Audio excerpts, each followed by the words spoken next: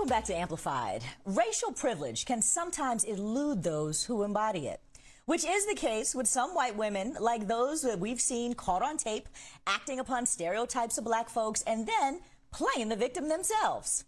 The reality is that gender and race are complex experiences, and women of all stripes are marginalized, and we have more in common than not. So how do we come together in sisterhood and bond through the awkward moments, really hear each other? My next guest invites us into a conversation on this and more. Dear White Woman, Please Come Home is a collection of letters written to a fictional missing white woman. In it, author Kimberlee Williams reflects on the humor, love, and pain that black women often feel during a sisterhood with white women. The book is an invitation to white women that long for an authentic and healthy friendship with women of color. Kimberlee Yolanda Williams joins me now from the West Coast. Good evening and welcome to Amplified. Tell us about your book in your own words. I'm so interested about what inspired you to write it and what you envision readers could actually take away from it. Thank you so much for having me. I'll just tell you, I was inspired by story after story after story of bad behavior by white women, right? And I was in a conference with black women and white women, scheduled to do some healing, scheduled to do some connecting, and I heard white women say, "I didn't know. Oh my God, I didn't know. Oh my God, I didn't know." And I said, you know what? I either don't believe you or I've got to interrupt this narrative, because how could you not know what women of color are facing day after day after day? How could you not know how your words land, how your behavior lands when you are on the news every day? And so I got angry. I went home and I said, you know what? No more. I'm writing a book to white women, a book full of letters, and I'm going to tell them the truth that they say they don't know. So they'll never again be able to say, I didn't know. I hope readers take It away is that this is fascinating, an though. invitation, right? That whole I don't know, I didn't know. It is really fascinating because when you mentioned, and I mentioned too in the opening, that girl, don't you see yourself on TV all the time? Last 2 years, all the different articles that have been written about the various incidents where white women have done things, and it's been crazy. There just seems to be an interesting dynamic where white folks don't ever actually have to see themselves reflected back in the behavior of other white people. So they don't have to know or get it because like, oh, well, that wasn't me. I didn't realize that people said those things. So what's interesting to me is about the way that your book is formatted. It's a series of letters. So can you explain more about that and why you felt best that it was the best approach for this book to actually write it in letters to a person? Right. I think the letters make it more personal. I think when you're reading some of the DEI books that are out there, it seems so macro, and it seems very, I'm calling you out, I'm calling you out, and I'm calling you out, and I hope you do better. But these letters, and there are three types of letters, Aisha. One of them is just a letter of mistaken identity. Hey, I was out today. I thought I saw you because you looked a lot like the sister I used to have. And then you said or did something that let me know it wasn't you, because no sister of mine would do that. The second type of letter is really like, you've been gone all this time and you've missed this. Here's something that has happened while you've been away. And then the third type of letter is my favorite type, is just getting to know the author. Some of my favorite books are the ones where I felt like I had the opportunity to get to know somebody or the author behind the book. And it really is through that format, I think, a more intimate conversation. It's me calling you in and pointing to your behavior, but saying, hey, I'm sitting on this bench with you and having a conversation. And after we have the conversation, I'm still going to be sitting on the bench and in relationship with you once we move past it. I so love that approach. And, as you mentioned, so many books do feel like they are a finger waving to people about, why they need to get it together around diversity, equity, and inclusion.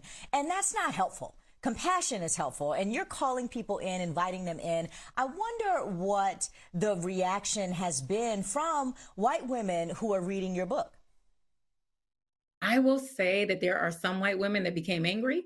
There are some white women that became defensive, but at the end of the day, most of the white women that have already read it or had parts in reading the manuscript before it was published have come with such high levels of gratitude such tears, saying, Kim, I've never read something that touched my heart.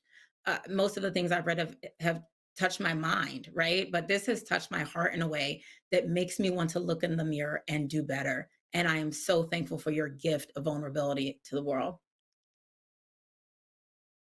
Wow. How are Black women reacting to your overtures, your letters to white women? Hey, that's an entirely different story. Being a woman of color, some women have said to me, Kim, listen, I do not support this at all because I'm never going to be sisters with a white woman. I know I cannot trust her and I'll never be able to trust her. And that's been a few, right? I've had a few of those conversations, but the majority of women of color and Black women specifically have read it and said, I have always wanted to tell this story and never knew I could. This story on page blah blah blah happened to me. It happened to my mother. It happened to my sister or my cousin, my neighbor. Thank you so much for writing this because they need to know that they are harming us. They need to know, and I've just been trained not to tell them. And so it's been a really interesting journey of conversations with women of color as well. Give us a little sneak peek into your favorite story or incident that you recall in the book. Oh wow. One of I will tell you, I just read this one a few days ago publicly. One of my favorites happened at in Boston at a party annually for families that are unhoused or in shelter. And I was volunteering at the event, and a white woman, and I was on the sidelines with all of the other volunteers. And it was our job to just control the flow of traffic. Like, Merry Christmas, come on through, welcome, welcome, so glad to see you, Merry Christmas. And this white woman said to me that she was also working at the event. And she said to me, excuse me, I'm going to need you to keep moving with the rest of the families. And she had assumed that I was unhoused or that I was living in shelter. And I was a volunteer at the event just like she was.